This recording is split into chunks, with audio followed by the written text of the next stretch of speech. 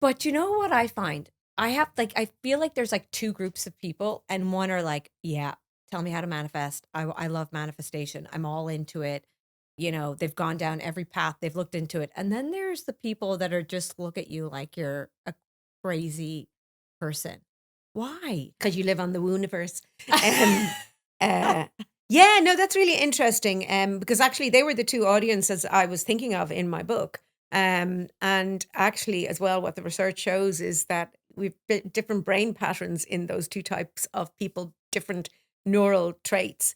So essentially, um, uh, some people are predisposed to actually believing in the magical and the mystical and religions and those kind of things. And they really tend to be the sort of people who think with their gut and act on their gut. And then the other side of the coin are people who would tend to think with their brain and be much more rational in their thinking. And yeah, their sort of brain traits operate in different ways. I was keen to attract the people who really would love to manifest their best life, but are too skeptical about it. And that seems to have kind of worked because people have, I got a message the other day. Someone heard me on the Stomp podcast in the UK, and he said, "I heard you on the podcast," and he said, "To be honest, I thought it was all woo," but he said, "I like the sound of this woman."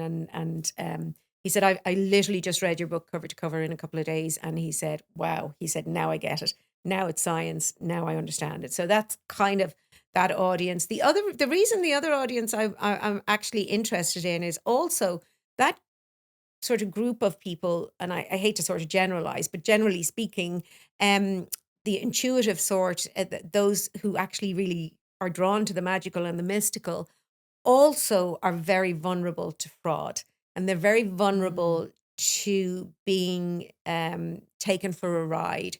They hear these fabulous stories and they go, "Oh, it happened for them, it'll happen for me." And they're more likely to part with their money without actually really assessing the risk associated it, and whether you can afford to spend that money, and whether it would be money well spent, or whether you would be better doing XYZ. So I kind of wanted to kind of get at that audience too and say, look, manifesting does work. It's not woo, but here's what works and here's why it works. And I suppose, as I say, manifesting does work, but not necessarily for the reasons espoused by some gurus and authors, etc. I certainly just kind of give uh, the neuroscience and the psychology